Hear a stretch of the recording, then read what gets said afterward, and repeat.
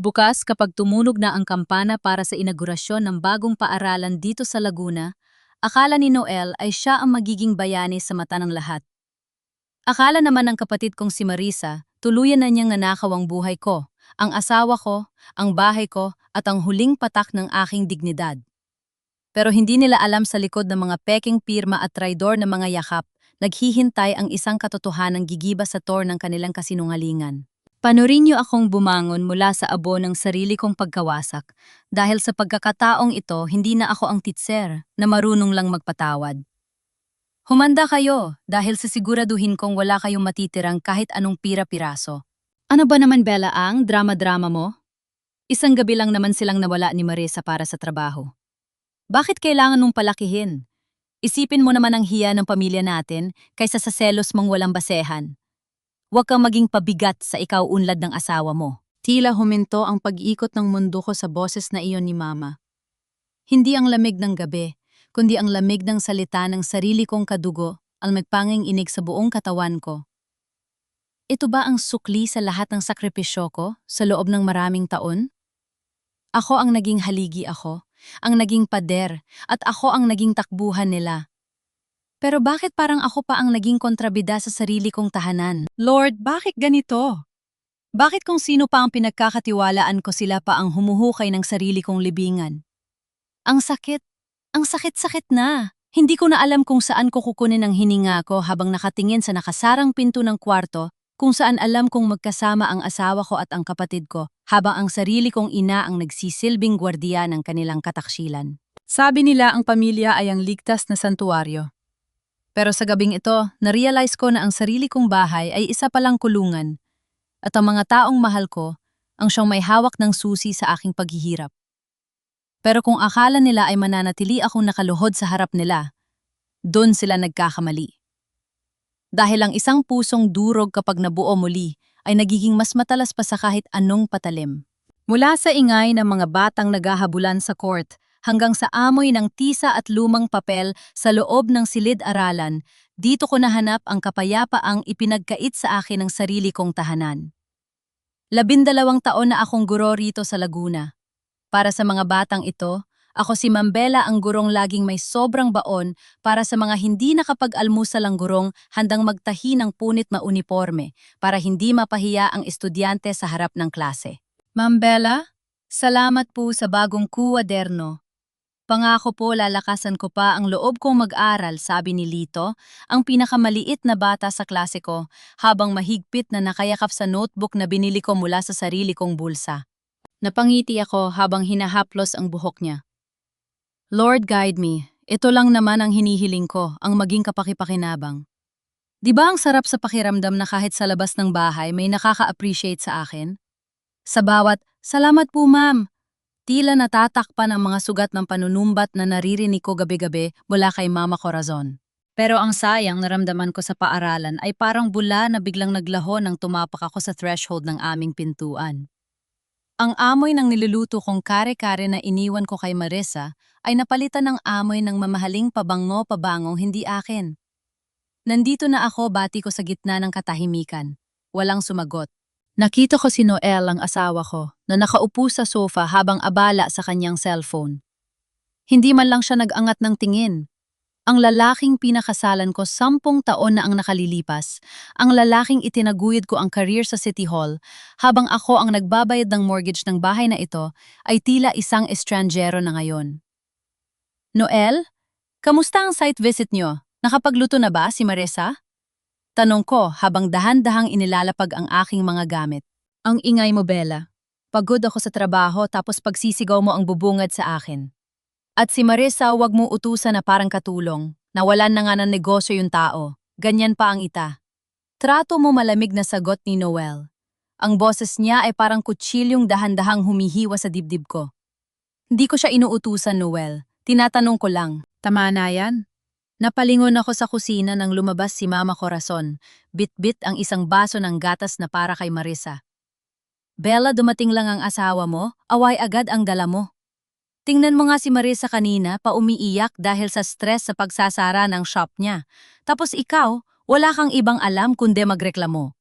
Bakit ba napaka-self-centered mo? Nanuyo ang lalamunan ko. Gusto kong sumigaw. Ako ang nagbabayad ng gamot ni mama sa puso. Ako ang nagpapakain sa kanila. Ako ang nagbigay ng kwarto kay Marissa nang ma-bankrupt siya. Pero bakit ako pa ang masama? Bakit parang kailangan ko pang humingi ng tawad dahil lang humihinga ako sa loob ng sarili kong bahay? Nanatili akong tahimik. Nilunok ko ang lahat ng pait. Pumasok ako sa kwarto namin ni Noel para magpalit ng damit pero bago ko pa mahawakan ang doorknob, nakarinig ako ng mahinang tawanan mula sa kabilang kwarto, ang kwarto ni Marissa. Dahan-dahan tila may sariling isip ang aking mga paa na lumapit sa pintong bahagya nakabukas. Doon sa ilalim ng malamlam na ilaw nakita ko ang hindi ko dapat nakita. Si Noel. Nakaupo sa gilid ng kama ni Marissa. Hinahaplos niya ang buhok ng kapatid ko habang si Marissa naman ay nakasandal ang ulo sa balikat ng asawa ko. Ang kamay ni Marissa ay mahigpit na nakahawak sa kamay ni Noel, ang kamay na may suot na wedding ring na ako ang bumili. Huwag kang mag-alala. Marissa, bulong ni Noel na rinig ko sa katahimikan ng hallway. Konting tiis na lang. Kapag na-approve na ang loan para sa bagong project ng school, makukuha na natin ang pera. Mapapatayo mo na ulit ang shop mo.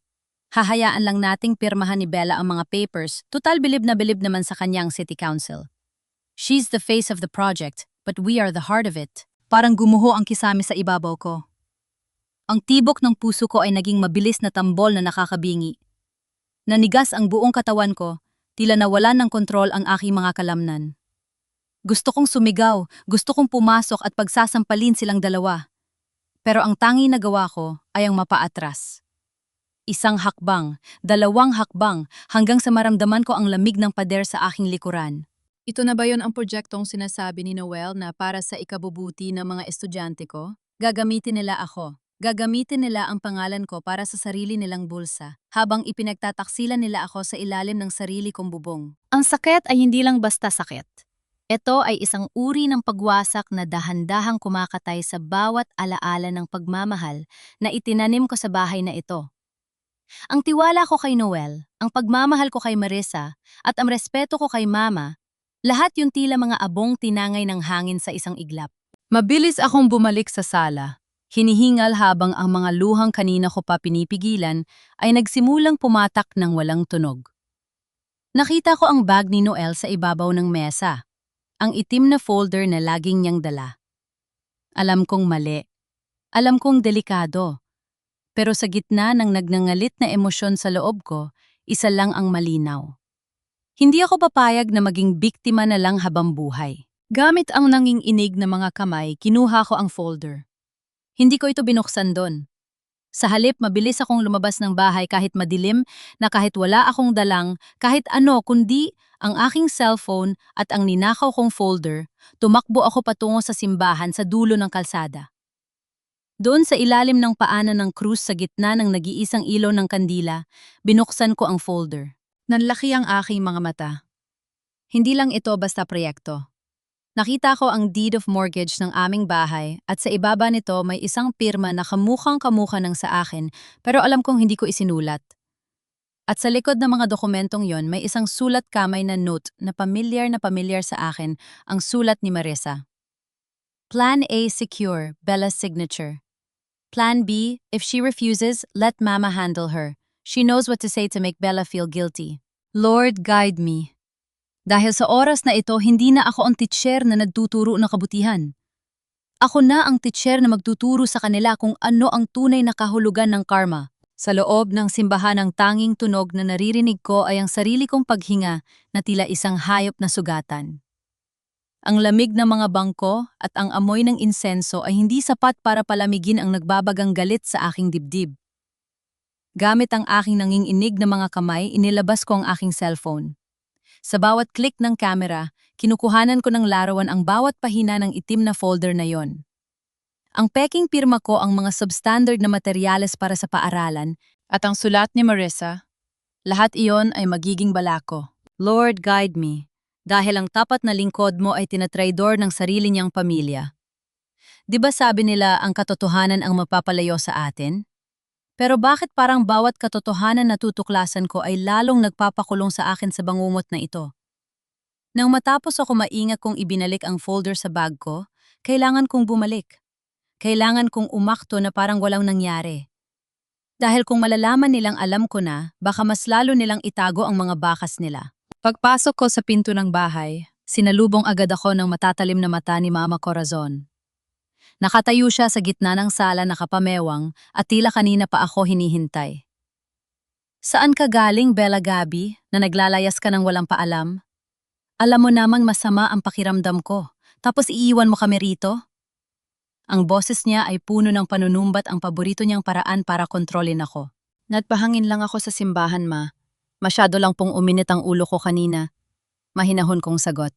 Kahit ang totoo ay gusto ko siyang tanungin kung paano niya nagagawang itulak ako sa bangin para lang iligtas ang paborito niyang si Marissa.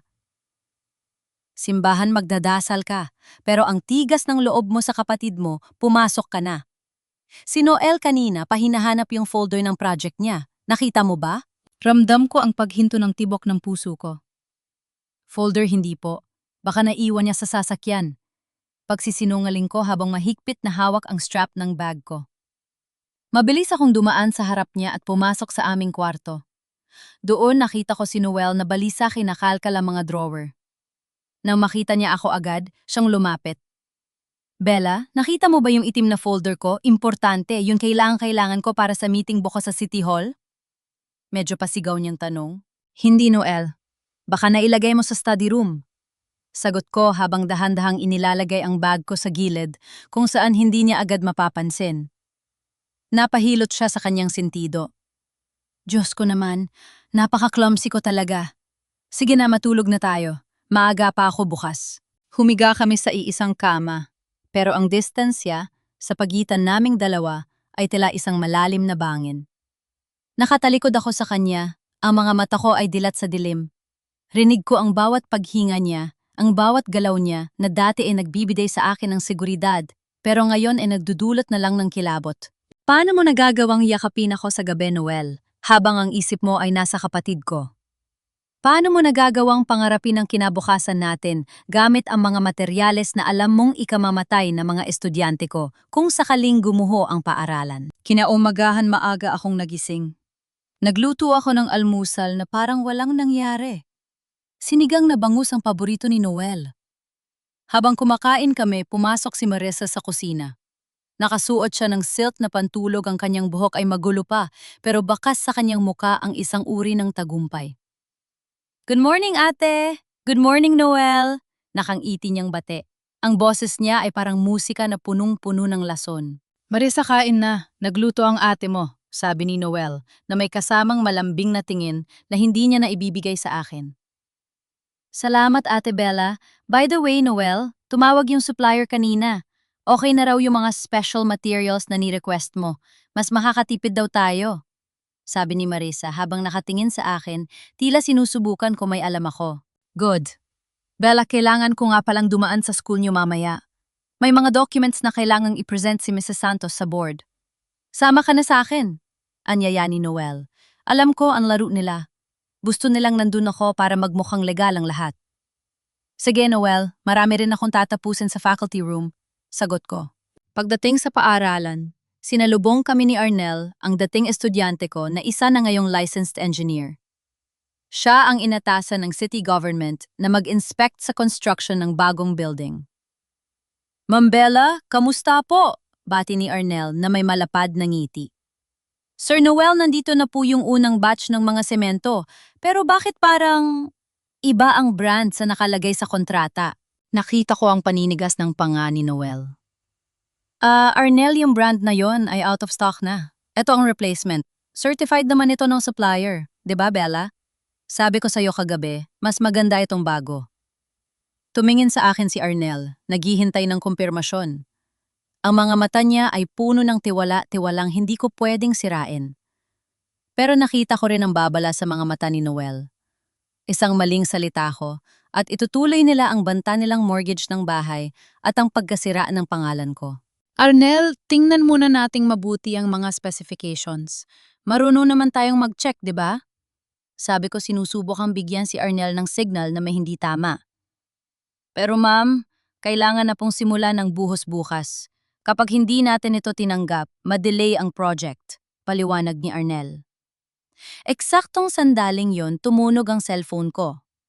Isang tawag mula sa isang hindi kilalang numero. Sinagot ko ito at lumayo ng konti kay Noel.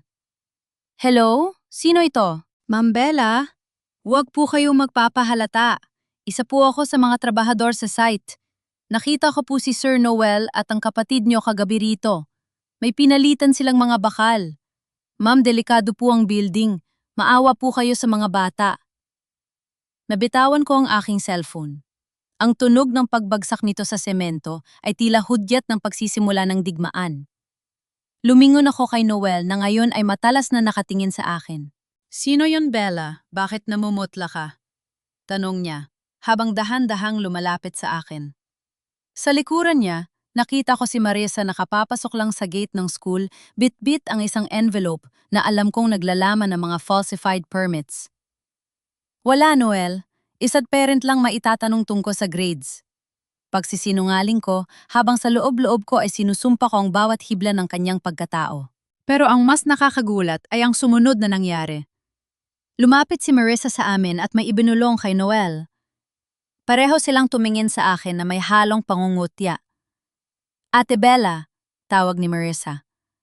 May nakalimutan ka palang dalhin kanina, yung folder ni Noel. Buti na lang nakita ni Mama sa ilalim ng unan mo. Bakit kaya nandun yun, ate? Akala ko ba hindi mo nakita? Nanigas ako. Ang folder, nakalimutan kong ibalik sa bag o itago sa ibang lugar dahil sa pagmamadali ko kanina. Noel's face turned into a mask of pure rage and betrayal. Bella, kinuha mo ang folder ko, pinakialaman mo ang gamit ko. Ang boses ni Noel ay mababa, pero puno ng panganib. I can explain, Noel. No need to explain, ate, singit ni Marisa habang binubuksan ang envelope na dala niya. Dahil habang wala ka, may nalaman din kami. Alam mo ba kung bakit galit na galit sa'yo si Mama hindi dahil sa anak ka sa labas? Kundi dahil ang totoo mong ina bago siya namatay ay may iniwang mana para sa'yo.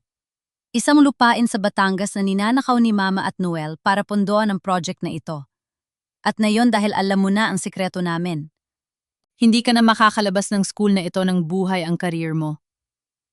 Sa gitna ng tirik na araw sa construction site, naramdaman ko ang lamig ng kamatayan. Napaligiran ako ng mga taong itinuturing kong pamilya, pero sila pala ang mga lubong handang lumamon sa akin. Ang sikat ng araw sa construction site ay parang nanunuot sa aking balat. Pero ang totoo, mas masakit ang bawat salitang lumalabas sa bibig ni Marisa. Ang alikabok at amoy ng semento sa paligid ay tila sumasakal sa akin. Naninigas ako sa kinatatayuan ko habang hawak ni Marisa ang itim na folder, ang ebidensya, yang akala ko ay magliligtas sa akin. Pero ngayon ay naging tali na nakapulupot sa aking leeg. Mana anong lupain sa Batangas? Halos pabulong kong tanong. Ang boses ko ay nanginginig hindi dahil sa takot, kundi dahil sa halo-halong emosyon na hindi ko na kayang pangalanan. O teacher ka pa naman, pero ang bagal mo makaget over, ate. Pangungutya ni Marisa habang iwinagayway ang isang luma at naninilaw na dokumento. Ito ang huling habilin ng tunay mong ina bago siya mamatay. Iniwan niya ito kay Mama Corazon dahil wala ka pa sa legal age noon.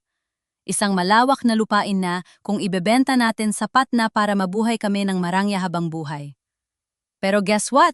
Nakapirma ka na rito, ate. Pinirmahan mo na ang waiver na isinusuko mo ang lahat ng karapatan mo sa amin. Hindi totoo yan. Wala akong pinipirmahang ganyan. Sigaw ko. Ang mga mata ko ay naghahanap ng sagot kay Noel pero ang nakita ko lang ay ang isang lalaking wala ng bahid ng konsensya. Wala kaming pakialam kung totoo o hindi, Bella.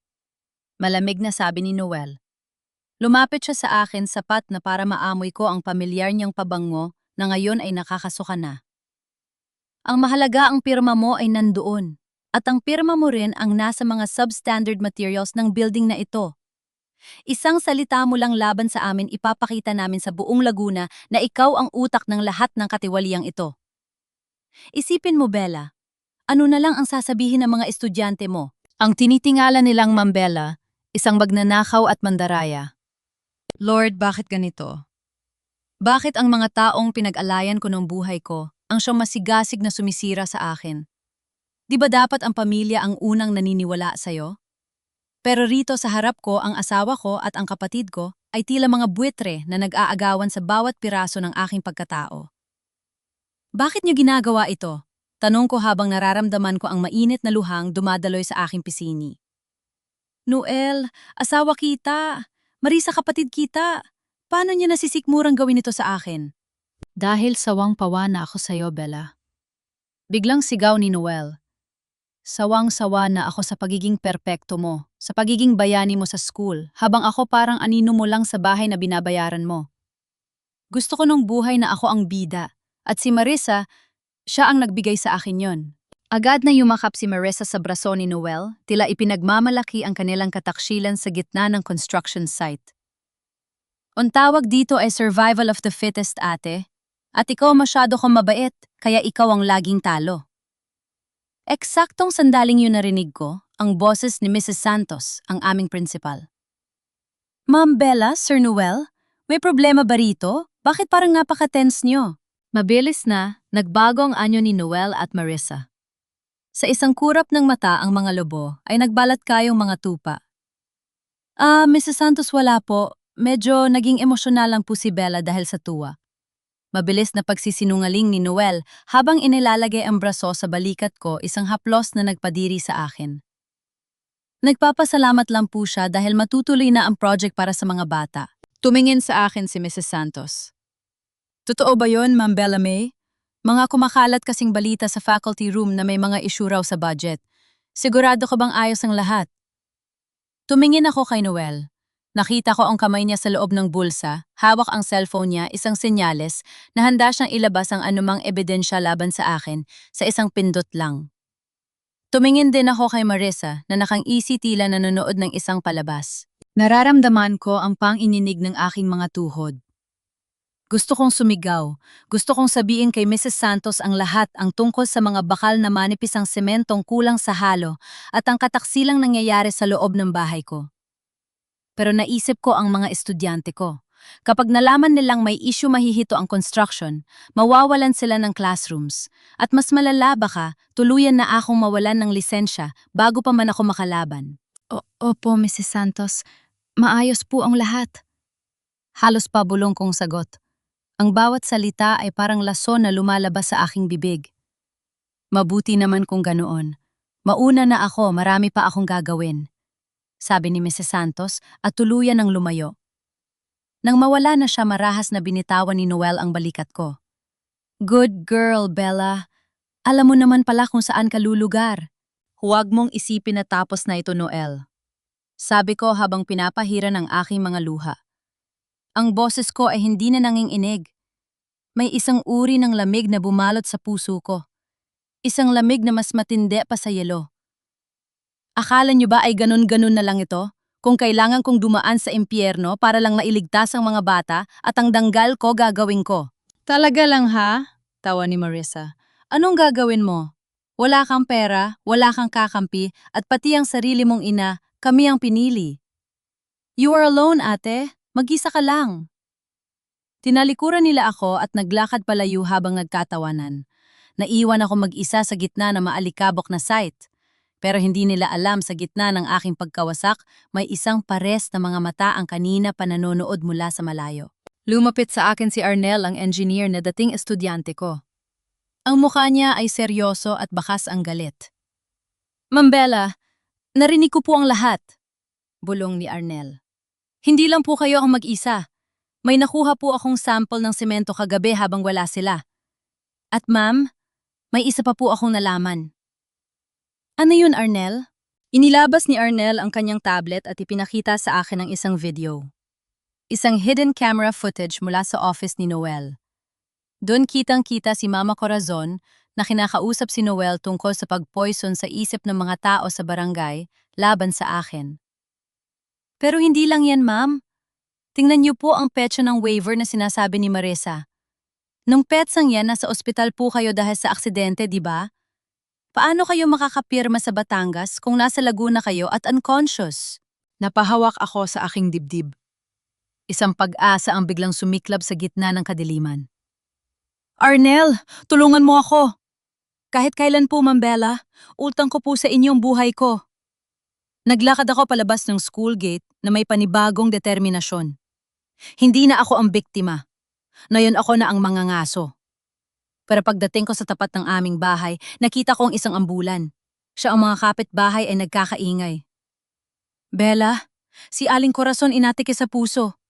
Sigaw ng isang kapitbahay. Nakita ko si Noel at Marissa na umiiyak sa tabi ng stretcher, pero bago isara ang pinto ng ambulansya, lumingon sa akin si Marissa. Ang kanyang iyak ay biglang napalitan ng isang mapanirang ngiti at may ibinulong siya na tanging ako lang ang nakarinig. Let the real game begin, ate. Ikaw ang sisisihin namin sa pagkamatay ni Mama. Ang tulog ng sirena ng ambulansya ay tila isang matalim na hudyat na naghahati sa katahimikan ng aming barangay.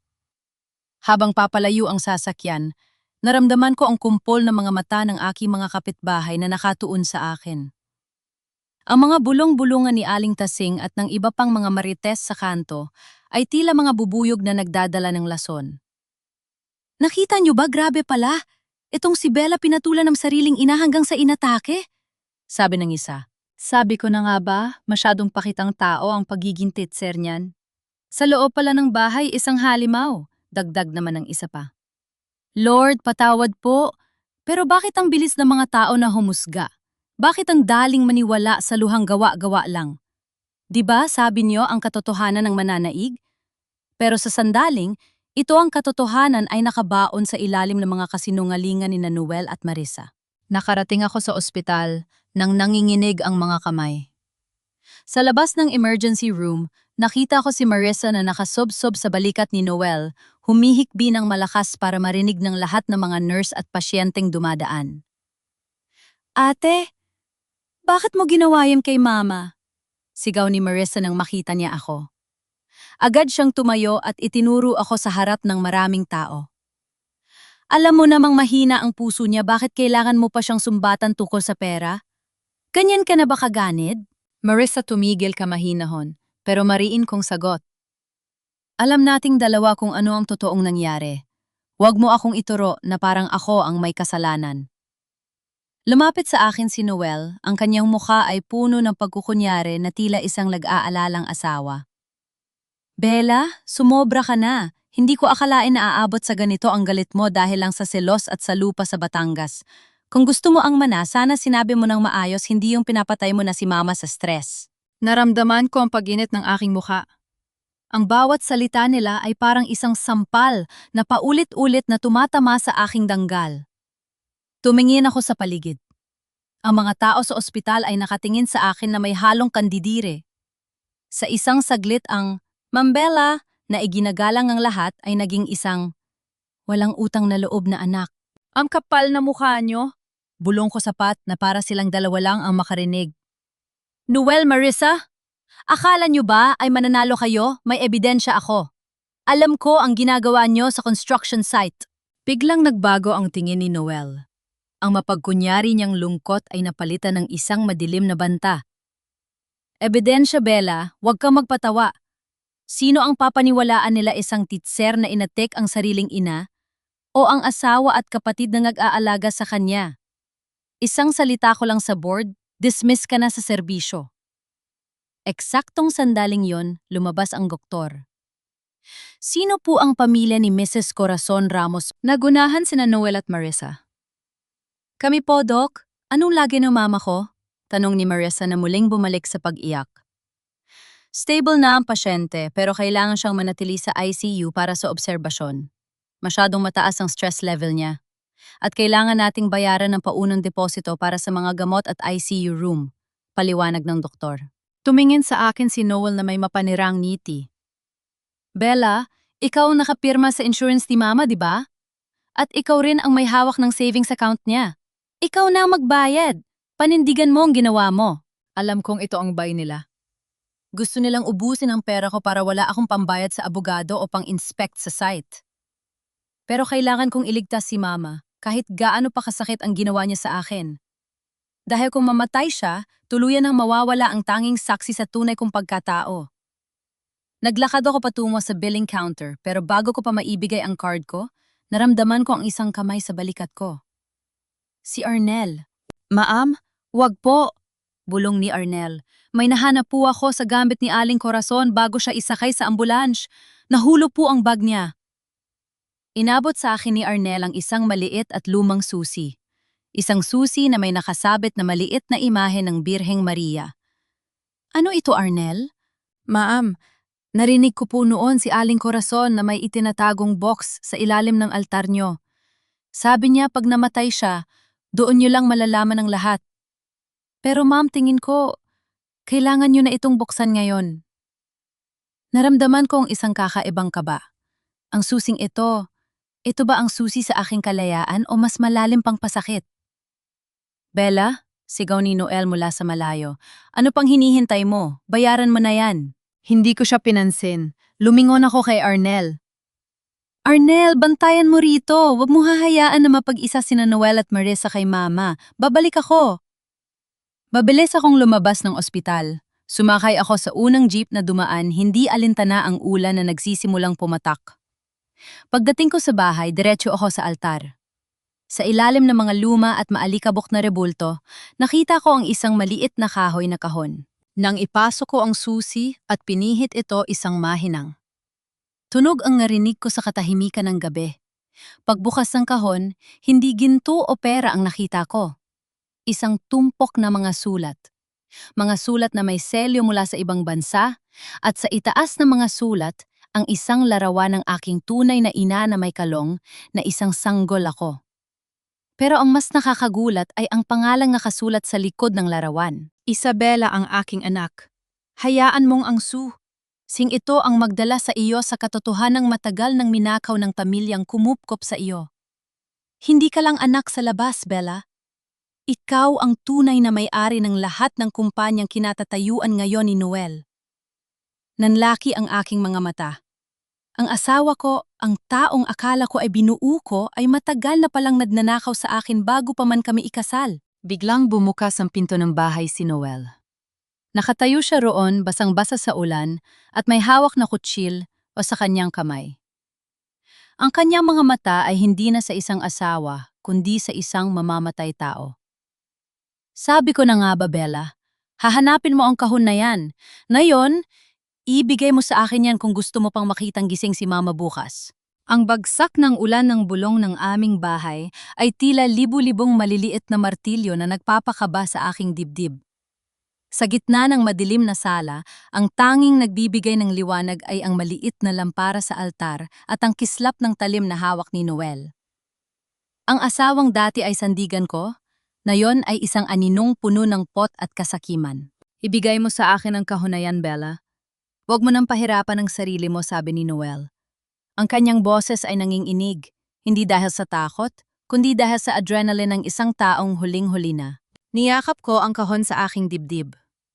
Ramdam ko ang lamig ng kahoy nito laban sa aking mainit na balat. Bakit, Noel, dahil ba natatakot kang malaman ng lahat na ang pundasyon na ipinagmamalaki mo ay itinayo mo sa mga ninakaw mo sa akin, na ang kumpanyang kinabibilangan mo ay sa akin pala dapat? Walang sayo, Bella. Lahat ng mayroon tayo ngayon, ako ang nagpagod. Ako ang nakapagplastikan sa mga officials. Ako ang nagpuyat sa mga plano. Sigaw niya habang dahan-dahang humahakbang palapit. Ikaw, guro, ka lang isang hamak na teacher na walang alam sa mundo ng negosyo. Akala mo ba sapat na ang pagiging mabait para mabuhay sa mundong ito? Ang tanging papel mo lang ay pirmahan ang mga dokumento at manahimik. Tinitigan ko siya ng diretsyo sa mga mata. Walang luha. Walang pakiusap. Diyan ka nagkakamali, Noel. Akala mo ba ang pananahimik ko ay kahinaan? Nanahimik ako dahil naniwala ako sa utang na loob na itinanim ni Mama Corazon sa isip ko. Pero ngayong, alam ko na ang totoo na pati ang pagkatao ko ay ninakaw nyo. Tapos na ang laro. Biglang sumugod si Noel. Mabilis akong umiwas at tumakbo patungo sa kabilang panig ng hapag-kainan. Narinig ko ang pagtama ng kutsil, yung sa kahoy ng lamesa, isang tunog na nagpatayo ng balahibo ko. Pero sa halip na tumakbo, palabas kinuha ko ang aking cellphone na kanina pa nakarecord ang audio sa aking bulsa. Gawin mo, Noel. Sige, saktan mo ako sa loob ng bahay na ito. Isang pindot ko lang naka-livestream ito sa Facebook group ng ating barangay at sa faculty room ng school. Gusto mo bang makita ng lahat kung paano pumatay ng asawa ang isang city official? Ang boses ko ay kalmado, isang kalamigang hindi ko akalaing taglay ko. Napahinto si Noel. Ang kanyang mukha ay namutla ang kutsil, yu ay dahan-dahang bumaba.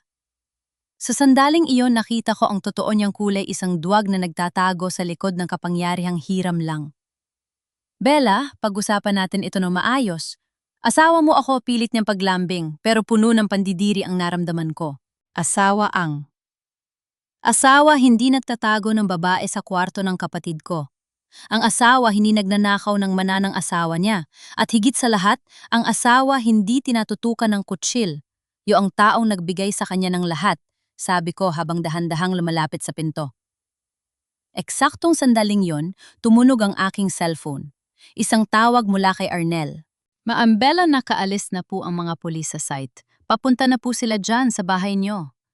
Napanood po nila ang stream at maam, gising na po si Aling Corazon. Hinahanap po kayo, umiiyak. Isang malalim na buntong hininga ang pinakawalan ko. Lord, salamat po. Lumingon ako kay Noel na ngayon ay nakaluhod na sa sahig, tila nawala ng lakas. Tapos na, Noel. Ang paaralang balak mong itayo, gamit ang kasinungalingan, ako mismo ang wawasak doon bago pa may batang masaktan. At ang bahay na ito, bukas na bukas din, asahan mong wala ng gamit mo rito. Mabilis akong lumabas ng bahay at sumakay sa tricycle na kanina pa naghihintay sa labas, si Arnel pala ang nagpadala nito. Habang papalayo ako sa bahay na naging kulungan ko sa loob ng 10 taon, tiningnan ko ang mga sulat sa loob ng kahon. Nakalagay sa isa sa mga sulat, Isabela, huwag kang matakot na mawala ang lahat dahil ang lahat ng mayroon sila ay sa iyo talaga. Ang tunay na kayamanan ay ang danggal na hindi kayang bilhin ng kahit anong pirma. Pagdating ko sa ospital, sinalubong ako ni Marissa sa hallway. Pero bago pa siya makapagsalita o makapagdrama, isang malakas na sampal ang ibinigay ko sa kanya. Isang sampal para sa bawat gabing pinagtaksilan niya ako.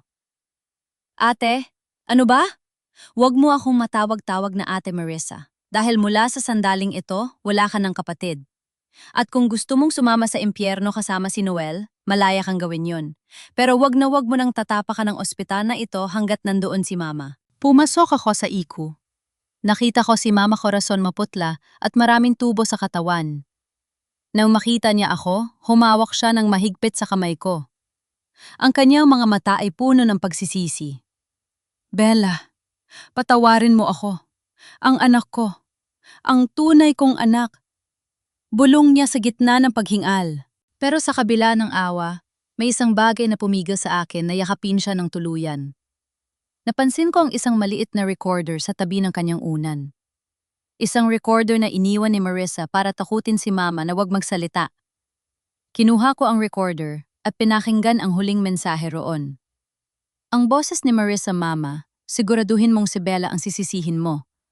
Kundi hindi lang ang mana ang mawawala sa'yo. Pati ang gamot mo ititigil namin. Napakuyom ang aking palad.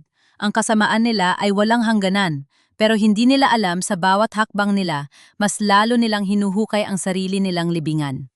Ang bawat tunog ng heart monitor sa loob ng ICU ay tila isang mabigat na hakbang ng oras. Sa silid na ito, kung saan tanging puti at lamig ang namamayani, nakatingin ako sa babaeng tinawag kong Mama sa loob ng mahigit 3 dekada. Hawak ko ang mga lumang sulat at ang recorder na nakuha ko, ang mga pirasong magbubuo sa puzzle ng aking pagkatao. Mama, tawag ko. Ang boses ko ay tuyo, walang emosyon. Gising ka na. Alam ko na naririnig mo ako. Dahan-dahang imulat ni Corazon ang kanyang mga mata. Sa likod ng oxygen mask nakita ko ang takot. Hindi takot sa kamatayan kundi takot sa katotohanang bitbit ko. Bella? Halos pabulong niyang tawag. Ang kahon? Opo, nahanap ko ang kahon. Sabi ko habang inilalabas ang larawan ng aking tunay na ina. Sino siya, Ma? Sino ang babaeng ito na kamukhang kamukha ko at bakit may mga sulat siya na nagsasabing bilyon-bilyon ang halaga ng lupain at kumpanyang iniwan niya para sa akin? Lord, guide me. Dahil ang sakit na nararamdaman ko ngayon ay hindi nagaling sa sampal o sa kutsilyo. Ito ay sakit ng isang anak na na-realize na ang buong buhay niya ay itinayo sa isang malaking kasinungalingan. Di ba sabi nila, ang pamilya ang sandigan? Pero ang pamilyang ito, sila ang anay na umubos sa akin.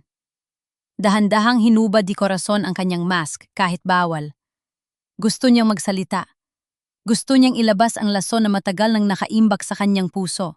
Hindi ka lang anak sa labas, Bella. Simula niya ang boses ay paos at puno ng pait. Ang totoo, ang tatay mo ay hindi isang hamak na empleyado lang. He was a tycoon, isang mayamang developer sa Batangas. At ang nanay mo, siya ang tunay niyang mahal. Ako? Ako ang legal na asawa, pero ako ang itinapon. Napatitig ako sa kanya. Tila bumalik ang aking gunita noong bata pa ako kung paanong lagi akong iniiwan sa labas ng bahay habang si Marissa ay laging nasa loob, suot ang mga magagandang damit. Akala ko noon dahil lang sa masunurin si Marissa. Nang mamatay ang tatay mo at ang nanay mo sa isang aksidente, iniwan ka nila sa akin, kasama ang lahat ng mana. Pagpapatuloy ni Corazon, may kasamang mapait na tawa. Galit na galit ako. Bakit sa'yo iniwan ang lahat? Kaya pinalitan ko ang mga dokumento. Pinalabas ko na ikaw ay isang aksidente lang isang anak sa labas na kailangang kaawaan. Ginamit ko ang pera mo para itayo ang buhay ni Marissa at Noel. Lahat ng kinakain mo, lahat ng ang ibinibigay mo sa akin. Galing iyon sa sarili mong bulsa na ninakaw ko. Nanigas ang buong katawan ko. Ang bawat pagod ko sa eskwelahan, ang bawat sentimo na ipinambayad ko sa mortgage ng bahay, ang bawat sakripisyo ko para sa gamot niya, lahat yun ay pera ko rin pala. Hindi ako ang may utang na loob sa kanila. Sila ang may malaking utang sa akin. Kaya pala hinayaan mong magtaksil si Noel at Marissa sa harap ko. Bulong ko, ang bawat salita ay may kasamang hapdi. Dahil kapag nalaman ko ang totoo, mawawala ang lahat sa inyo. Pinanood mo silang saktan ako dahil kailangan niyo akong manatiling bulag. Patawarin mo ako, Bella. Pero kailangan kong protektahan si Marissa. Siya ang tunay kong dugo. Samo ni Corazon habang pilit na humahawak sa kamay ko. Binawi ko ang kamay ko. Duguma, sa loob ng 30 taon ako ang nag-alaga sa'yo. Ako ang nagpuyat sa tabi mo. Ako ang nagtrabaho para may makain kayo. At ang isasagot mo sa akin ay protektahan si Marissa? Eksaktong sandaling yon, bumukas ang pinto ng ICU. Pumasok si Noel at Marissa kasama ang dalawang lalaking nakabarong mga abogado ni Noel. Bella, tama na ang drama, sabi ni Noel. Ang mukha ay seryoso at walang bahid ng pagsisisi mula sa nangyari kagabi. Nakausap na namin ang board. Dahil sa mental instability mo at sa pag-atake mo kay mama sa harap ng mga saksi, pansamantala kang tatanggalin sa serbisyo. At ang itim na folder, wala kang mapapatunayan. Lahat ng files doon ay deleted na sa system. Numiti si Marissa, isang niting tila nagwagi na. Ate, umalis ka na rito. Kami na ang bahala kay mama. At huwag mo nang subukang bumalik sa bahay. Pinalitan na namin ang lock. Tumingin ako sa kanila isa-isa. Kay Noel na mapanlin lang kay Marissa na gahaman at kay Corazon na traidor. Pagkatapos tumingin ako sa recorder na hawak ko. Hindi nila alam ang recorder na ito ay hindi lang mensahe ni Marissa, kundi naka-on din ito nung nagkukumpisal si Corazon. Dahan-dahan akong tumayo. Inayos ko ang aking damit at tiningnan sila nung may dignidad. Noel, Marissa, akala niyo ba ay talo na ako? Sabi ko, ang boses ko ay kalmado na tila dagat bago ang bagyo.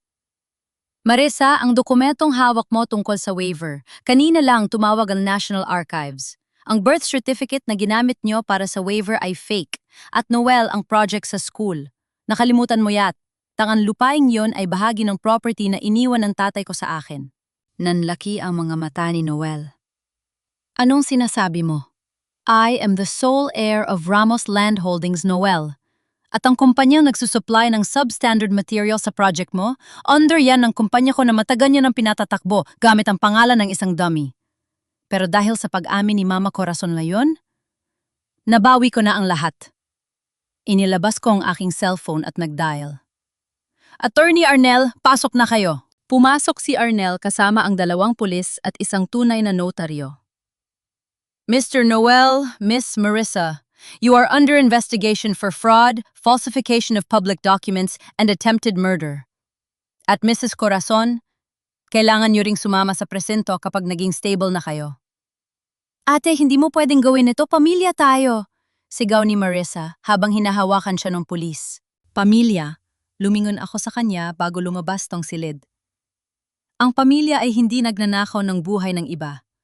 At Marissa, ang hiya na kinatatakutan nyo, bukas na bukas din buong Laguna ang makakaalam kung gaano kadumi ang mga kamay nyo.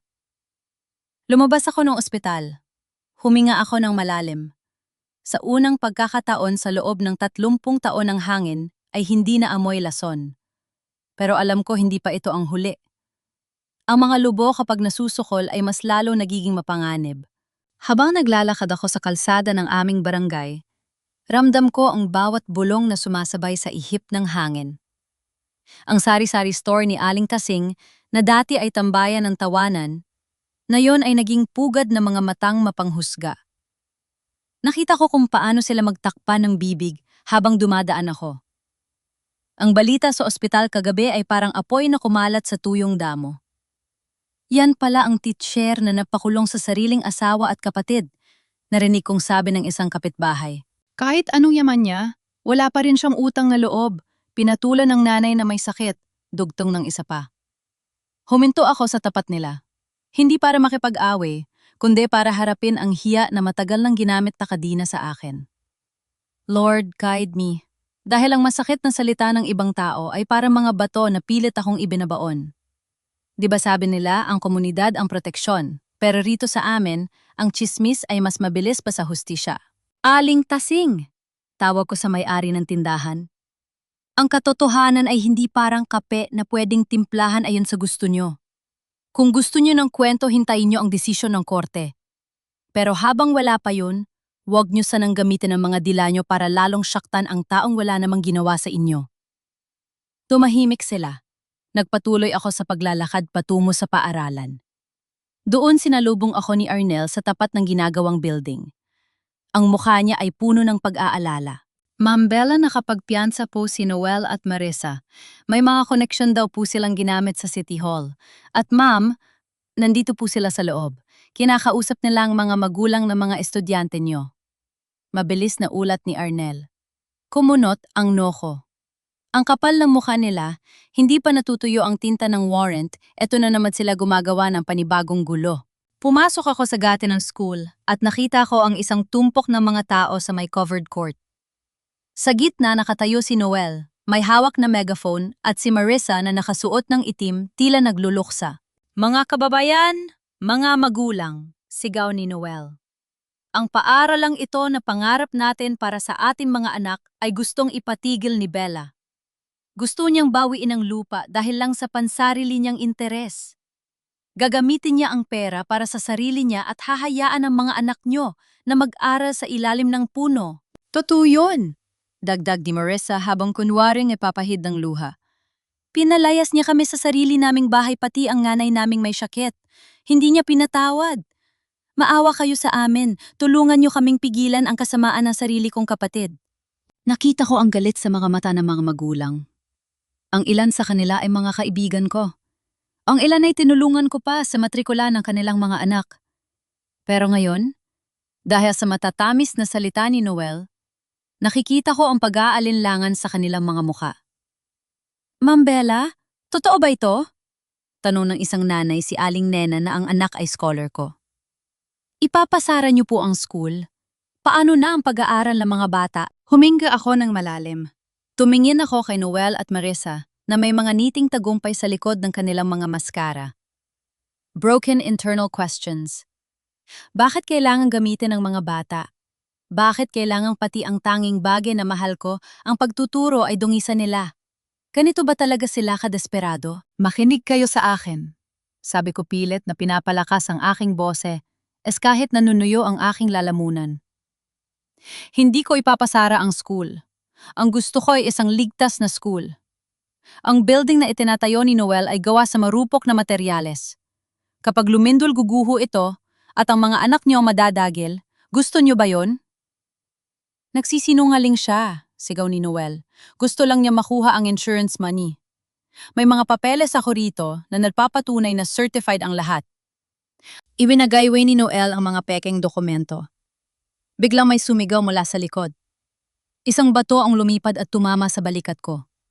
Ramdam ko ang hapdi ang bigat ng pagkakait sa akin ng husti, siya sa sarili kong bakuran. Mandaraya, walang utang na loob! Sigaw ng isang lalaki mula sa likod ni Noel. Mambela, umalis na kayo rito. Hindi namin kailangan ng isang gurong, walang puso. Dagdag pa ng isa. Naramdaman ko ang panghihina ng aking mga tuhod. Sa gitna ng kaguluhan, nakita ko si Arnel na pilit akong hinahatak palayo. Pero bago pa kami makalayo, isang malakas na tunog ng pagpalo ng bakal ang narinig sa construction site. Napalingon ang lahat. Isang bahagi ng scaffolding ang biglang gumuho, hindi dahil sa sinadya, kundi dahil sa sobrang rupok ng mga suporta nito. Isang trabahador ang muntik ng madaganan kung hindi lang mabilis na nakatalon si Arnel para itulak ito. Nanahimik ang lahat. Ang alikabok mula sa guhong bakal ay bumalot sa paligid. Tumingin ako kay Noel. Ang kanyang mukha ay puno ng takot. Yan ba ang certified na sinasabi mo, Noel? Tanong ko sa gitna ng katahimikan. Isang scaffolding pa lang yan. Paano na kung ang buong building na ang bumagsak habang nasa loob ang mga bata? Bumitaw si Noel sa megaphone. Si Marissa naman ay napaatras, tila naghahanap na malulusutan. Pero bago pa sila makapagsalita, lumapit si Aling Nena sa akin at hinawakan ang kamay ko. Patawarin niyo kami, Ma'am Bella. Nabulag kami. Bulong niya. Pero ang tagumpay na iyon ay panandalian lang. Dahil sa dulo ng kalsada, nakita ko ang isang pamilyar na sasakyan.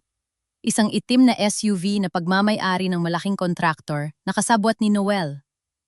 Bumaba ang isang lalaking may hawak na brown envelope, ang mayor ng kabilang bayan na matagal ng kaalyado ni Noel. Bella Ramos? Tanong ng lalaki habang papalapit sa amin.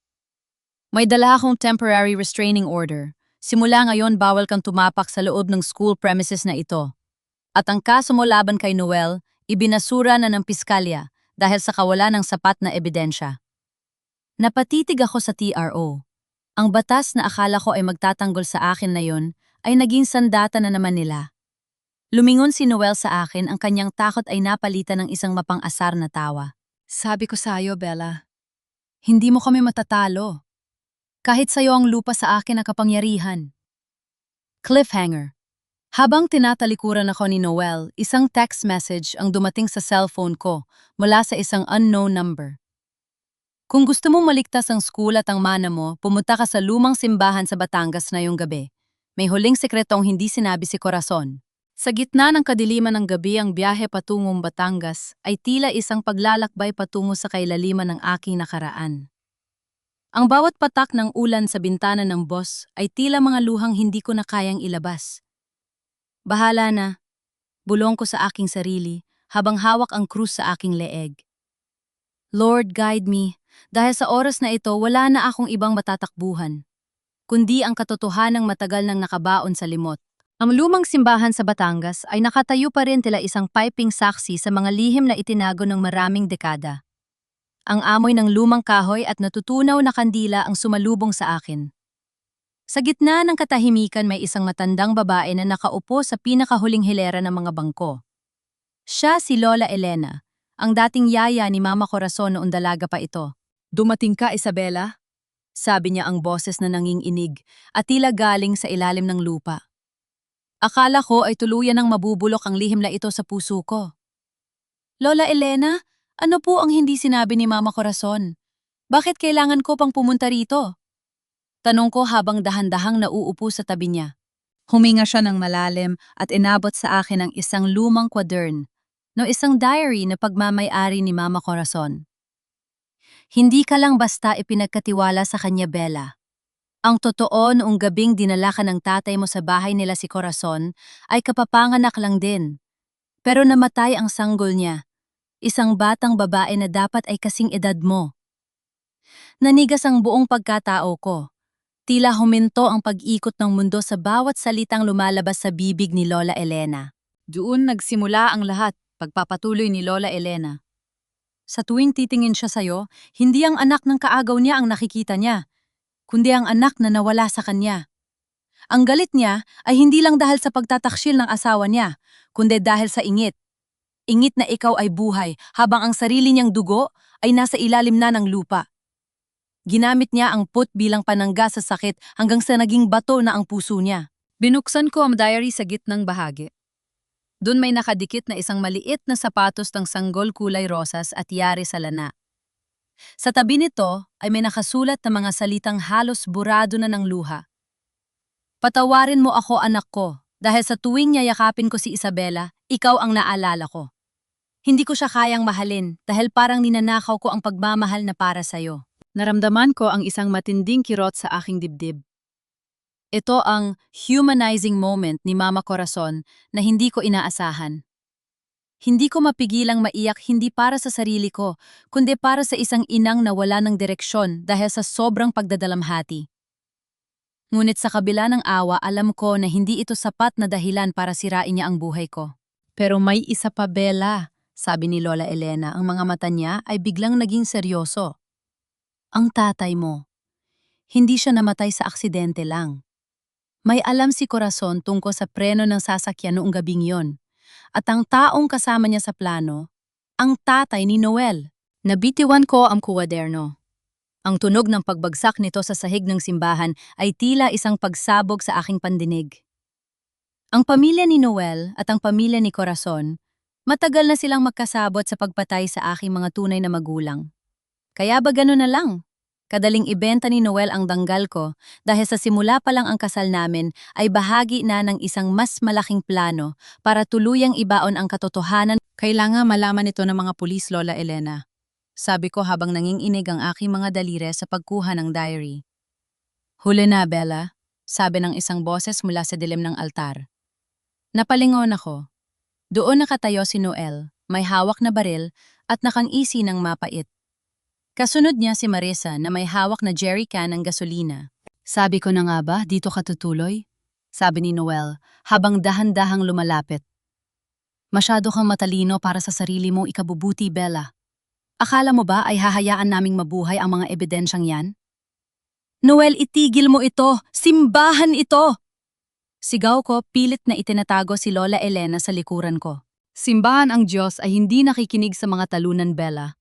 Tawa ni Marisa habang nagsisimulang magbuhos ng gasolina sa mga lumang bangko. Dito na magtatapos ang kwento ng Ma'am Bella. Isang trahedya sa Batangas, isang sunog na uubos sa lahat ng ebidensya at sa huling tagapagmana ng mga Ramos. Amoy na amoy ko na ang lason ng gasolina. Ang lamig ng bakal ng baril ni Noel ay nakatutok na sa aking noo. Pero sa gitna ng panganib, nakita ko ang isang bagay sa bulsa ni Noel, ang susi ng SUV ng mayor. Gawin niyo na! Hamon ko, ang boses ko ay biglang naging matapang. Pero bago niyo ako patayin, siguraduhin niyong wala nang nakakapanood. Itinaas ko ang aking cellphone. Naka-on ang front camera. Naka-livestream ako sa page ng aming paaralan at sa lokal na balita. Libu-libong tao na ang nakakakita sa mukha ni Noel at sa ginagawa ni Marisa. Anong? Sigaw ni Noel sabay hablot sa cellphone ko. Pero huli na. Ang huling nakita ng mga viewers ay ang pagbuhos ni Marisa ng gasolina at ang mukha ni Noel na puno ng galit. Biglang may narinig kaming mga sirena sa labas. Hindi lang isa, kundi marami. Isang malakas na pagsabog ang narinig mula sa labas ng simbahan ng SUV ng mayor ay nagliyab. Sa gitna ng usok, isang anino ang pumasok sa loob ng simbahan. Hindi ito pulis. Ito ay si Mama Corazon na tumakas mula sa ospital, may hawak na lighter at nakatingin kay Noel. Tapusin na natin ito, Noel. Mayon din. Ang hanging loob ng lumang simbahan ay naging kasing bigat ng tingga. Ang amoy ng gasolina ay tila sumasakal sa aking lalamunan. Bawat hininga ko ay may kaakibat na takot na baka isang kislap lang ay maging abo na kaming lahat. Ngunit sa gitna ng panganib na ito, ang mas nakakasindak ay ang itsura ni Mama Corazon. Nakasuot pa rin siya ng puting gown ng ospital maputla at ang kanyang mga mata ay tila nakakitana ng kabilang mundo. Mama? Bakit ka nandito delikado? Lumabas ka na. Sigaw ko, kahit ang totoo ay gusto ko siyang yakapin. Hindi siya tumingin sa akin. Ang kanyang mga mata ay nakapako kay Marisa at Noel. Noel, bitawan mo ang baril. Marisa, itigil mo ang pagbubuhos ng lason na yan. Tama na ang 30 taon ng kasinungalingan. Hindi ko hahayuang madagdagan pa ang mga kasalan ng pasan-pasan ko. Mama, ano ba umalis ka dyan? Sigaw ni Marisa. Ang boses ay puno ng histerya. Ginagawa namin ito para sa atin. Para hindi tayo mabulok sa kalsada kapag namatay si Bella sa atin ng lahat. Di ba yun ang gusto mo? Dahan-dahang umiling si Corazon. Ang kamay niyang hawak ang lighter ay nanginginig pero matatag ang kanyang paninindigan. Yan ang akala ko noon, Marisa. Akala ko ang pagprotekta sa iyo ang tanging paraan para mabuhay ang alaala ng anak kong nawala. Pero tignan mo kung anong ginawa ko sa iyo. Ginawa kitang halimaw. Ginawa kitang mamamatay tao. Shut up, old woman! Bulyaw ni Noel ang baril ay itinutok niya ngayon kay Corazon. Huwag kang magmalinis. Ikaw ang nagturo sa amin kung paano manipulahin si Bella. Ikaw ang nag-utos na itago ang mana niya. Na yon, magkapakabayani ka. Naramdaman ko ang paglamig ng aking mga kamay. Lord, patawad po. Pero bakit kailangan sa ganitong paraan matapos ang lahat? Nakita ko ang pag-igting ng panga ni Noel. Alam kong desperado na siya. Ang live stream sa cellphone ko ay patuloy na kumukuha ng bawat segundo ng karahasang ito. Ang buong mundo ay saksi sa kanilang pagbagsak. Noel, sige barilin mo ako. Hamon ni Corazon habang humahakbang palapit. Pero tandaan mo, bago mo ako mapatay, ititirik ko ang apoy na ito. Sabay-sabay tayo maglalaho rito. Isasama ko na ang lahat ng kasamaan natin sa impyerno. Mama, huwag! Sigaw ko. Sinubong kong lumapit pero mabilis akong hinarang ni Noel gamit ang kanyang braso habang ang baril ay nakatutok na sa sentido ko. Isang hakbang pa. Bella, sasabog ang bungo mo. Banta ni Noel. Ang pawis niya ay tumatulo sa kanyang mga mata bakas, ang matinding takot at pagkalito. Sa sandaling yon ang katahimikan ng simbahan ay nabasag ng tunog ng mga yabag ng sapatos at ang nakakabinging ingay ng mga sirena sa labas. Pero bago pa man makapasok ang mga pulis, isang malakas na tunog ng pagputok ang umalingaw-ngaw sa loob ng gusali. Hindi ko naramdaman ang sakit. Sa halip naramdaman ko ang pagbigat ng isang katawan na bumagsak sa harap ko. Mama! Ang huling lakas na sigaw ni Marisa bago siya natumba sa sahig yakap-yakap ang jerrycan ng gasolina. Binaril ni Noel si Corazon pero sa huling pagkakataon, humarang si Mama sa harap ko. Ang bala na para sa akin ay tumama sa kanyang balikat dahilan para mabitawan niya ang lighter. Ang maliit na apoy ay bumagsak sa sahig na basang-basa ng gasolina. Sa isang igla pang apoy ay gumapang na tila isang gutom na ahas patungo sa mga bangko. Takbo, Bella, takbo! Sigaw ni Arnel, nakakapasok lang sa pinto kasama ang mga bumbero. Binuhat ni Arnel si Lola Elena. Ako naman, kahit nang hihina, ay sinubukang hatakin si Mama Corazon. Pero si Noel, sa gitna ng usok at apoy, ay pilit pa ring inaagaw ang itim na folder na hawak ko. Nagpambuno kaming dalawa sa gitna ng naglalagablab na init. Akin yan, akin ang perang yan! Sigaw ni Noel. Ang kanyang mga mata ay pula na sa usok. Wala nang pera, Noel. Wala na! Sigaw ko habang sinisipa siya palayo. Isag malakas na lagablab ang humarang sa pagitan namin. Nakita ko ang takot sa mukha ni Noel nang ma-realize niyang napapalibutan na siya ng apoy. Si Marisa naman ay nakahiga sa sahig, pilit na gumagapang palabas habang sumisigaw ng tulong. Pero ang kanyang mga binti ay naipit sa isang bumagsak na bahagi ng altar. Hindi ko alam kung saan ako kumuha ng lakas. Hinila ko si Mama Corazon patungo sa exit. Ang bawat hakbang ay parang paglalakad sa ibabaw na nagbabagang uling. Ang init ay tila sinusunog ang aking balat at ang usok ay pilit na pumapasok sa aking mga baga. Nang makalabas kami ang sariwang hangin ng gabi ay tila isang himala. Napaupo ako sa damuhan, hinihingal habang pinapanood ang lumang simbahan na nilalamon ng apoy. Ang mga pulis ay mabilis na rumesponde. Nakita ko si Marisa na inilalabas ng mga bumbero sugatan at puno ng uling ang muka. Habang si Noel ay nakaposes na at isinasakay sa patrol car, patuloy pa ring sumisigaw ng mga pagbabanta. Lumingon ako kay Mama Corazon na ngayon ay inaasikaso ng mga medic. Ang kanyang mga mata ay nakatingin sa akin. May isang uri ng kapayapaan na hindi ko nakita sa kanya noon. Bella, ang recorder. Bulong niya. Inabot ko ang aking bulsa. Nandun pa rin ang recorder. At ang cellphone ko, ang live stream ay natapos na, pero ang video ay nakasave na sa cloud. Ang ebidensya ay hindi nasunog. Ang katotohanan ay nakaligtas. Dahan-dahan akong tumayo at lumapit kay Noel na nasa loob na ng sasakyan. Tumingin ako sa kanya ng may halong awa at galit. Sabi mo kanina, Noel, ang Diyos ay hindi nakikinig sa mga talunan? Sabi ko ang boses ko ay matatag sa gitna ng aking pangiinig. Pero tignan mo, ang paaralang balak mong itayo sa kasinungalingan, hindi kailanman matatapos. At ang buhay na ninakaw niyo sa akin ngayon, ko palang sisimulang bawiin. Ang bawat pader ng ospital ay tila saksi sa aking pagbabago. Nung unang gabi ko rito, pumasok akong isang sugatang asawa at isang titser na halos mawala na ng pag-asa. Ngunit na yon, habang naglalakad ako sa hallway, ramdam ko ang bigat ng mga dokumentong hawak ko, hindi na bilang pabigat, kundi bilang sandata. Lord, guide me. Hindi para makiganti ng may poot, kundi para itama ang bawat baluktot na linyang iginuhit nila sa buhay ko. Di ba sabi niyo ang katarungan ay parang ulan na darating sa takdang panahon ngayon? Ramdam ko na ang unang patak ng bagyong tatapos sa kanilang kasamaan. Dumaan muna ako sa silid ni Marissa. Nakita ko siya sa bintana ng pinto. Ang kanyang mukha ay nababalutan ng benda dahil sa mga paso mula sa sunog sa simbahan. Wala na ang mapanirang ngiti, wala na ang kislap ng ingit sa kanyang mga mata. Nakaupo siya roon, nakatitig sa kawalan, habang may mga pulis na nagbabantay sa labas ng kanyang pinto. Nang marinig niya ang pagbukas ng pinto, dahan-dahan siyang lumingon. Ate! Ate Bella! Ang boses niya ay paos tila isang tuyong dahon na hinahampas ng hangin. Tulungan mo ako! Ayaw ko sa kulungan! Ate, maawa ka! Lumapit ako sa dulo ng kanyang kama sapat na para makita niya ang aking determinasyon. Maawa, Marissa. Ilang beses ba ako nakiusap sa'yo na itigil na ang lahat? Pero mas pinili mong yakapin ang asawa ko at ang kasakiman niyo. Ang awang hinihingi mo ay hindi sa akin manggagaling kundi sa batas na binalasubas mo. Pamilya tayo, ate. Si Mama kailangan tayo. Hagulhol niya, pero wala nang talab sa akin ang kanyang mga luha.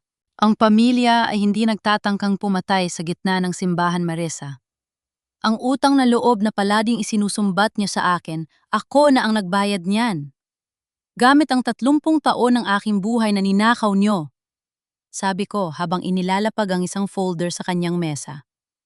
Yan ang notice ng eviction. Ang bahay na tinuluyan niyo na sa akin naman talaga ang lupa ay kailangang bakantihin sa loob ng 3 araw. Ang mga gamit mo ipinadala ko na sa barangay hall. Lumabas ako ng silid na hindi man lang lumingon sa kanyang pagsusumamo. Sunod kong pinuntahan ang presinto kung saan nakakulong si Noel. Doon sinalubong ako ni Arnel at ng aming abogado. Ma'am Bella, heto na po ang mga pirma mula sa City Engineering Office, ulat ni Arnel.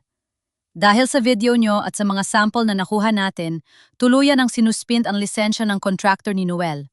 At ang mayor, bigla siyang nag-leave of absence nang malaman niyang may record ang Ramos Land Holdings sa bawat sentimong pumasok sa account niya. Numiti ako ng tipid. Salamat, Arnel. Ngayon gusto kong kausapin ang dati kong asawa. Sa loob ng visitation room, nakita ko si Noel. Wala na ang kanyang barong. Wala na ang kanyang otoridad. Nakasuot na siya ng kulay kahel na uniforme ng preso. Nang makita niya ako, sinubukan niya pa ring magpakitang gilas. Bella, akala mo ba ay panalo ka na? Isang tawa ko lang sa mga kakilala ko. Wala ka nang kakilala, Noel? Putol ko sa kanyang sasabihin. Ang mga kakilala mo ay abala na ngayon sa pagbubura ng sarili nilang mga pangalan sa mga kontratang pinirmahan mo. Pinirmahan mo ang sarili mong hatol nang subukan mong sunigin ang simbahan. Inilapit ko ang aking mukha sa salamin na namamagitan sa amin. Ang pangarap mong maging hero ng lungsod na yon, ikaw na ang mukha ng corruption sa buong Laguna. At ang tungkol sa Manaco, nakuha ko na ang freeze order sa lahat ng bank accounts nyo ni Marissa. Wala kayong pambayad sa abogado Noel, kahit isang kusing. Nakita ko ang unti-unting pagguho ng kanyang muka. Ang arrogance ay napalitan ng isang hilaw na takot. Bella, please. Mahal kita. Nagawa ko lang yun dahil sa pressure ni Marissa. Huwag mong dungisan ang salitang mahal, Noel. Nakakasuka, sabi ko habang tumatayo. Ang susunod nating pagkikita ay sa korte na. At sinisiguro ko sa'yo hinding-hindi ka na makakatapak sa anumang paaralan bilang opisyal o kahit bilang magulang. Dahil ang isang tulad mo ay hindi karapat-dapat na tignan ng kahit sinong bata. Paglabas ko ng presinto, ang hapon ay nagbibigay ng isang ginintuang liwanag sa paligid. Pumunta ako sa construction site ng paaralan. Wala na ang mga trabahador na gumagamit ng substandard na materyales. Sa halip, nandoon ang mga magulang ng aking mga estudyante, kasama si Arnel, na nagsisimulang maglinis ng paligid. Ma'am Bella? Tawag ng mga bata na makita ako. Totoo po ba kayo na ang magpapatuloy ng school? Lumuhod ako para yakapin si Lito, ang batang scholar ko. Oo, Lito, at sa pagkakataong ito, hindi lang ito building. Ito ay magiging tahanan nyo kung saan walang sinuman ang kailangang matakot na gumuho ang kisame sa ibabaw nila. Humarap ako kay Arnel. Arnel, simulan niyo ang pag-inspect sa bawat post. Gusto ko bawat semento at bakal na gagamitin ay may tatak ng katapatan. Ramos Land Holdings ang mapopondo sa lahat at ang matitipid natin ay ibibili natin ng mga bagong libro at computer para sa mga bata. Masusunod po, Ma'am Bella, o baka dapat Madam Isabela na ang itawag ko sa inyo. Biro ni Arnel. Bella pa rin, Arnel. Ang pangalang Isabela ay para sa mga dokumento, pero ang Bella ay para sa mga batang ito. Sagot ko habang nakatingin sa abot-tanaw. Naramdaman ko ang isang kakaibang ginhawa. Ang bahay na akala ko ay kinuha nila ngayon ay punong-puno na ng liwanag dahil wala na ang mga aninong nagnanakaw ng aking hininga. Ngunit bago matapos ang araw, dumaan muna ako sa simbahan. Hindi ang lasunog sa Batangas, kundi ang simbahan sa aming bayan. Doon nakita ko si Mama Corazon na nakaupo sa wheelchair nakatingin sa altar. Ang kanyang balikat ay may benda pa rin at ang kanyang muka ay bakas ng matinding pagtanda. Bella, bulong niya. Bakit ka pa pumunta rito pagkatapos ng lahat ng ginawa ko sa'yo? Pumunta ako rito para sabihing tapos na ang lahat, Ma. Sabi ko habang tumatabi sa kanya. Ang kaso laban sa inyo ay itutuloy ko dahil kailangan may hustisya. Pero, hindi ko kayo pababayaan sa ospital. Babayaran ko ang bills nyo hanggang sa gumaling kayo. Bakit? Tanong niya ang mga luha ay nagsisimulang pumata. Dahil kung magiging kasing sama nyo ako, wala ring saysay ang lahat ng ipinaglaban ko. Sagot ko. Gusto kong ipakita sa inyo na ang batang itinuring niyong sumpa ay ang tanging tao na hindi kayo iiwan sa oras na wala na kayong silbi sa mundo. Habang naglalakad ako, palabas ng simbahan isang estrangyong lalaki na nakasuit ang lumapit sa akin. May iniabot siyang itim na sobre. Miss Ramos, ako ang private investigator ng tatay niyo bago siya namatay. May isang huling video message siya na ibinigay sa akin. Sabi niya, ibigay ko lang ito sa inyo kapag napatunayan niyo ng kaya niyo ng ipaglaban ang sarili niyo. May isa pa siyang lihim na hindi alam kahit ni Corazon. Hawak ko ang itim na sobre habang nakaupo ako sa lumang silya ng aking ama sa loob ng opisina ng Ramos Land Holdings. Ang bawat sulok ng silid na ito ay amoy lumang libro at leather, isang amoy na dati ay nagpaparamdam sa akin ng pagiging estranghero, pero ngayon ay tila yumayakap sa akin. Lord, guide me. Akala ko ay wala na akong luhang ititira, pero habang tinititigan ko ang sulat kamay ni Papa sa labas ng sobre, naramdaman ko ang muling pagkirot ng aking puso. Di ba sabi nila ang mga patay ay hindi na nakakapagsalita? Pero sa pagkakataong ito, ang boses ni Papa ang magsisilbing huling piraso ng aking pagkatao. Dahan-dahan kong binuksan ang laptop at isinalpak ang maliit na flash drive na kasama sa sobre. Lumitaw sa screen ang mukha ng isang lalaking may marangal na anyo si Don Roberto Ramos. Ang kanyang mga mata ay katulad ng sa akin, puno ng lungkot, pero may kasamang kakaibang tatag. Isabela, anak ko, panimula niya sa video. Ang boses niya ay malalim, tila galing sa isang panahong mas simple pa ang buhay. Kung pinapanood mo ito, ibig sabihin ay nahanap mo na ang lakas na hiningi ko sa Panginoon para sa iyo. Patawarin mo ako, anak, kung iniwan kita sa pangangalaga ni Corazon. Alam ko magiging mahirap ang buhay mo sa piling niya, lalo na't alam ko ang pait na dala ng kanyang puso.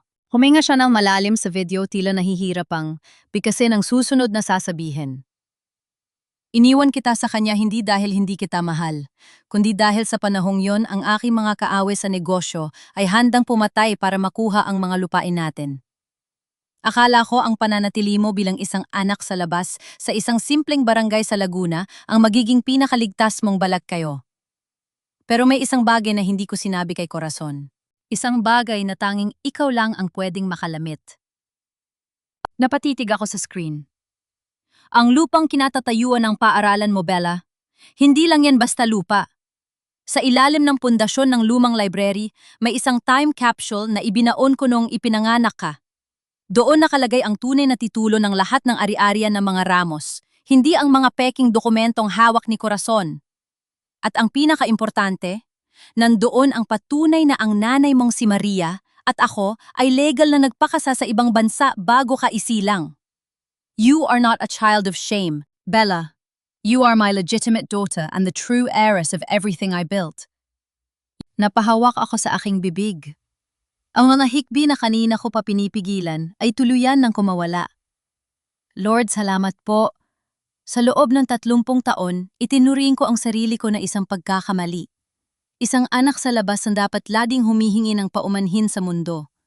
Pero ang totoo, ako pala ang dapat na pinararangalan.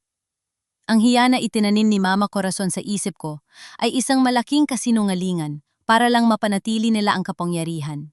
Ipinagpatuloy ni Papa ang kanyang mensahe. Ang time capsule na yon ay may code. Ang code ay ang petsa kung kailan maibinigay ang unang sweldo mo bilang guru sa isang bata na nangangailangan. Alam kong gagawin mo yon dahil ang puso mo ay katulad ng sa nanay mo laging nagbibigay, laging nagmamahal. Gamitin mo ang yaman natin, Bella, para sa mga bata ng Laguna. Make our name a symbol of hope, not greed. Namutawi ang katahimikan ng matapos ang video. Pinahiran ko ang aking mga luha at tumayo. May bago akong misyon. Hindi lang ang pagpapatayo ng paaralan kundi ang paglilinis sa pangalan ng aking ina at ama. Lumabas ako ng opisina at sinalubong ako ni Arnel. Ma'am Bella, handa na po ang mga kagamitan sa site? Maghuhukay na po ba tayo? Oo, Arnel. Nayon din. Sabi ko ng may determinasyon. Pumunta kami sa construction site ng paaralan. Sa ilalim ng liwanag ng buwan at mga floodlights, sinimulan naming hukayin ang bahagi ng lumang library. Ang bawat baon ng pala sa lupa ay tila paghukay sa bawat sakit at pait na naranasan ko. Ang mga magulang na mga estudyante ko na dati ay nag-aalinlangan ngayon ay nandoon para tumulong. Nagdala sila ng kape at tinapay, nagsisilbing lakas sa bawat galaw namin. Ma'am Bella, may matigas na bagay rito, sigaw ng isang magulang. Dahan-dahan naming inilabas ang isang metal box. Kinakalawang na ito, pero buo pa rin. Inilagay ko ang code, ang petsa ng unang sweldo ko, ang araw na binilhan ko ng sapatos, ang unang estudyante kong scholar. Click! Bumukas ang kahon. Sa loob, nakabalot sa plastic, ang mga orihinal na titulo at ang marriage certificate ni na Papa at Mama Maria. Mayroon ding isang maliit na kwintas na may pendant na locket. Binuksan ko ito at nakita ang larawan nila masaya. Masaya, nagmamahalan at puno ng pangarap para sa akin. Sabi ko na nga ba, bulong ko, hindi ako bunga ng pagkakamali. Bunga ako ng pag-iibig. Eksaktong sandaling iyon ay dumating na sasakyan ng pulis. Bumaba ang investigador na humahawak sa kaso ni Noel at Marissa. Miss Ramos, may balita po kami mula sa kulungan, sabi ng pulis. Si Noel nagtangka pong tumakas kanina habang inililipat ng selda. Pero ang mas malala, si Marissa po tinangka niya saktan ng sarili niya na malaman niyang wala na talagang paraan para makuha ang mananyo. Gusto po kayong makausap ni Noel. Sabi niya may huling-hiling daw siya. Tumingin ako kay Arnel at sa mga magulang na nakapaligid sa akin. Pagkatapos tumingin ako sa mga dokumentong hawak ko, sabihin niyo kay Noel wala na kaming dapat pag-usapan. Sabi ko, ang boses ko ay hindi na nanginginig. Ang huling-hiling niya ay dapat niyang ibaling sa Panginoon dahil sa akin. Tapos na ang lahat ng pagkakataon niya. Ang tanging hiling ko ngayon ay ang makitang natatapos ang paaralang ito sa takdang panahon. Lumingon ako sa mga magulang. Bukas itutuloy natin ang pagbuhos ng semento at ang paaralang ito ay hindi na tatawaging Laguna Public School. Tatawagin na itong Maria at Roberto Ramos Memorial Academy, isang paaralang itinayo sa katotohanan at pagmamahal. Habang nagkakasiyahan ng lahat, napansin ni Arnel ang isang anino sa malayo sa may gate ng construction site. Isang babaeng nakasuot ng luma at maruming damit may bitbit na bundle ng mga gamit. Nang maglakad ito palapit sa liwanag, nanlaki ang mga mata ko. Si Marissa. Pero hindi ang mapagmataas na Marissa na kilala ko. Mukha siyang taong grasa dugyot at tila nawala sa sariling katinuan. Ate Bella, nasa anong bahay natin? Bakit? Bakit ang bilim? Bulong niya habang nakatingin sa akin ng walang malay. Nabitawan ko ang marriage certificate ni Papa. Ang karma ay dumating na, pero sa parang hindi ko inaasahan. Ang sikat ng araw sa umagang ito sa Laguna ay tila may dalang kakaibang basbas. Ang amoy ng sariwang pintura ng bagong gusali at ang samyo ng mga bulaklak ng sampagwita sa paligid ay nagbibigay ng hininga ng panibagong simula. Nakatayo ako sa harap ng salamin, suot ang isang disenyong barong na may burang kamay. Simple, pero may dignidad. Lord, guide me. Sa loob ng mahabang panahon ang nakikita ko sa salamin ay isang babaeng sawi, isang teacher na laging nakayuko. Pero ngayon, ang nakikita ko ay si Isabella Ramos, ang anak ni na Roberto at Maria, ang gurong tumayo para sa kanyang mga estudyante at ang babaeng nahanap ang kanyang tunay na tahanan sa gitna ng bagyo. Maambela, handa na po ang lahat. Naghihintay na po ang mga panauhin at ang mga bata sa covered court. Sabi ni Arnel habang kumakatok sa pinto ng aking bagong opisina. Nung umiti ako at kinuha ang aking bag. Salamat Arnel, handa na rin ako. Paglabas ko, sinalubong ako ng masiglang tugtog ng banda ng barangay. Ang bawat pader ng Maria at Roberto Ramos Memorial Academy ay matatag na nakatayo gawa sa pinakamahusay na semento. At bakal isang pangakong. Hindi ko babaliin sa mga magulang na nagtiwala sa akin. Ngunit bago ako tumuloy sa entablado, napansin ko ang isang maliit na kumpol ng mga tao sa gilid ng gate. Doon nakaupo sa isang wheelchair si Mama Corazon at sa tabi niya ay si Marisa. Ang aking kapatid o ang babaeng itinuring kong kapatid ay nakasuot ng malinis na damit na ipinadala ko sa kanila. Pero ang kanyang mga mata ay nananatiling tulala, laging naghahanap ng kung anong hindi na niya mahahanap. Ang kanyang isipan ay tuluyan ng bumigay sa bigat ng kanyang sariling kasamaan. Lumapit ako sa kanila. Hinawakan ko ang kamay ni Mama Corazon. Hindi na ako nanginginig sa galit. Ang nararamdaman ko na lang ay isang malalim na katahimikan. Mama Risa, salamat sa pagpunta, sabi ko nung may katatagan. Bella, patawarin mo kami. Muling bulong ni Corazon ang kanyang boses ay tila isang piping pagsusumamo. Ang lahat ng ito, dapat ay matagal mo nang tinatamasa. Tapos na ang paghingi ng tawad, Ma. Ang mahalaga ay ang ngayon. Sagot ko habang inaayos ang kumot sa kanyang kandungan. Ipinagkatiwala ko na sa isang foundation ang pangangalaga sa inyo ni Marisa. Hindi kayo magugutom at lagi may titingin sa inyong doktor. Yan ang huling tungkulin ko bilang anak na pinalaki nyo. At huling bayad ko sa 30 taon nating pagsasama. Tumalikod ako sa kanila. Alam ko sa bawat hakbang ko palayo ay ang tuluyang pagputol sa kadena ng mapait na nakaraan. Si Noel ay nahatulan na ng 15 taong pagkabilanggo dahil sa korupsyon at tangkang pagpaslang. Ang mayor na kasabot niya ay kasalukuyan ding nahaharap sa mga kaso. Ang katarungan ay hindi lamang dumating, ito ay nanatili. Umakyat ako sa entablado sa gitna ng malakas na palakpakan. Nakita ko si Mrs. Santos na nakangiti sa akin, si Arnel na puno ng pagmamalaki at ang mga estudyante ko na nakasuot ng kanilang mga uniforme. Mga kababayan, mga magulang at higit sa lahat aking mga minamahal na estudyante, panimula ko sa aking talumpati. Ang boses ko ay umaalingaw sa buong paaralan. Ang gusaling ito ay hindi lamang simbolo ng yaman ng aking pamilya. Ito ay simbolo ng bawat sakripisyo ng isang teacher, ng bawat pangarap ng isang bata, at ng bawat katotohanang hindi kayang ibaon ng kahit anong kasinungalingan. Itinayo natin ito hindi lang para sa edukasyon, kundi para sa integridad. Bumaba ako sa entablado para sa ribbon cutting. Lumapit si Lito, dala ang isang gunting na nakapatong sa isang pulang unan. Ma'am Bella, para po sa amin kayo ang tunay na pundasyon ng school na ito. Kayo po ang aming pangalawang ina. Naramdaman ko ang init ng luha sa aking mga mata. Pero sa pagkakataong ito ay luha ng wagas na kaligayahan. Di ba sabi nila ang pamilya ay hindi lamang nasusukat sa dugo?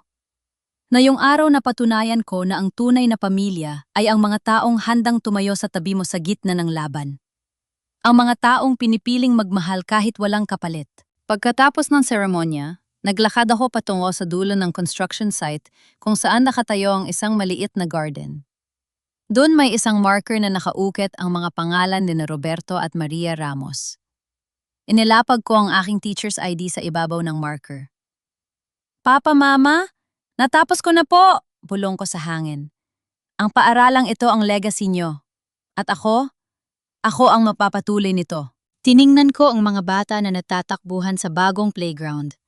Ang kanilang mga tawa ay tila musika na nagpapagaling sa bawat sugat ng aking puso. Sa unang pagkakataon hindi na ako natatakot sa bukas. Dahil alam ko kahit anong bagyo ang dumating ang isang pusong itinayo sa katotohanan ay hinding-hindi matitibag. Dito nagtatapos ang kwento ng aking pagdurusa at dito nagsisimula ang kwento ng aking tunay na buhay. Ako si Bella Ramos, ang inyong guro, ang inyong kapatid at ang babaeng nahanap ang kanyang sarili sa gitna ng mga guhong pangarap. Tila naririnig ko pa ang huling halahak ng mga bata sa loob ng bakuran ng Maria at Roberto Ramos Memorial Academy habang dahan-dahang lumulubog ang araw sa Laguna. Ang katahimikan ng gabi ay hindi na nakakatakot kundi isang mainit na yakap ng kapa, yapaan para sa isang pusong matagal na naghanap ng katarungan. Mga mahal kong tagapakinig, maraming salamat sa inyong paglalakbay, kasama ko sa bawat kabanata ng buhay ni Bella. Ang pagtitiyaga ninyong makinig hanggang sa huling sandali ay isang malaking karangalan para sa amin. Sinasabi ko sa inyo habang isinusulat ko ang bahaging kung saan hinarap ni Bella si Noel sa presinto at nang yakapin niya si Lito sa bagong paaralan, hindi ko mapigil ang mapaluha. Naalala ko ang lahat ng mga gurong tulad ni Bella na nagbubuhos ng kanilang buhay para sa kinabukasan ng iba. Kahit na sa sarili nilang mga tahanan ay may mga krus silang pasan-pasan. Ang kwentong ito ay kinuha sa mga piraso ng totoong buhay. Mga kwento ng pagtataksil ng utang na loob na nading tanikalap at ng lakas ng loob na bumangon mula sa sariling abo. Naniniwala ako na sa bawat isa sa atin may isang Bella na naghihintay lang ng tamang panahon para ipakita ang kanyang tunay na liwanag. Sa inyong palagay, tama ba ang naging desisyon ni Bella na hindi tuluyang talikuran ang kanyang Mama Corazon at Marisa sa kabila ng lahat? Kung kayo ang nasa kalagayan niya, kaya nyo rin bang magpatawad habang ipinapatupad ang katarungan o mas pipiliin yung kalimutan na lang ang mga taong sumira sa inyong pagkatao? Sana ay mag-iwan kayo ng komento at ibahagi ang inyong mga saloobin. Gusto naming malaman kung nasaan kayo ngayon habang pinapakinggan ang kwentong ito. Nasa trabaho ba kayo? Nagluluto para sa pamilya o nagpapahinga pagkatapos ng isang mahabang araw? Ang inyong mga kwento ang nagbibigay sa amin ng inspirasyon upang patuloy na lumika ng mga makabuluhang sining. Huwag niyo ring kalimutang i-like at i-share ang ating kwento para mas marami pa tayong maabot ng mga pusong nangangailangan ng pag-asa. Hanggang sa muli nating pagkikita sa susunod na kwento ng buhay pag-ibig at tagumpay. Manatili tayong matatag dahil pagkatapos ng pinakamadilim na gabi, laging may buhang liwayway na naghihintay. Pagpalain kayo ng may kapal, ang pundasyon ng katotohanan. Ang kwentong ito ay sinulat base sa karanasan ng isa nating tagapakinig na si Isabela 32 taang gulang mula sa Laguna, na nagpadala ng kanyang kwento sa ating programa upang magsilbing aral na ang tunay na pamilya ay hindi lamang nasusukat sa dugo, kundi sa katapatan at pagmamahal na walang hinihihing kapalit.